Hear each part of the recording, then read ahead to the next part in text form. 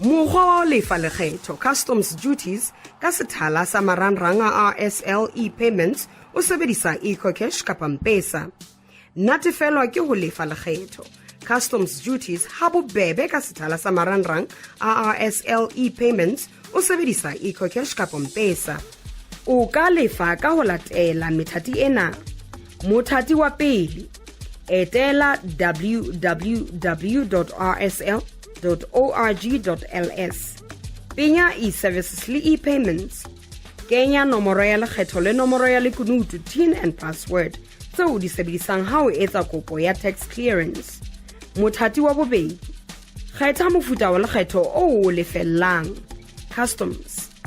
O ka kgetha nako ya tlaleho kapa ditlaleho tseo o lokelang ho di lefella ka o qola lethathamong la ditlaleho kapa o kenya nomoro e ikgethileng reference number ka hara search. Tlhokomediso. O ka kgetha ditlaleho tseo o batlang ho di lefella ka nako e le nngwe.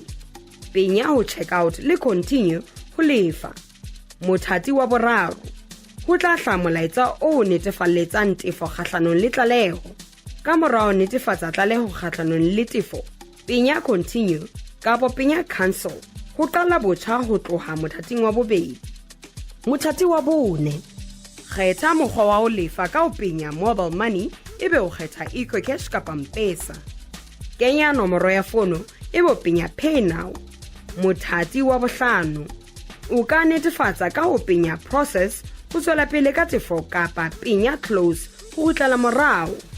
Mothati wa botshelela, o tla fumana molaetsa fonong ya hao o reng o kenya nomoro ya lekunutu, PIN, ho lefa. Mothati wa bosupa, o tla fumana SMS e netefatsang hore o lefile lekgetho. Penya continue, ho tla hlaha lethathamo la tefo tse entsweng, ebe o penya options ho boloka setlankana sa tefo receipt ka hara fono ya hao.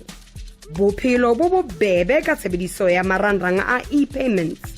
Bakeng sa ditlhakisetso letsetsa 8002 2009 kapa WhatsApp 6221 0090 kapa re ngole ho info@rsl.org.ls kapa RSL Facebook. Revenue Services Lesotho. Re tjena ka wena.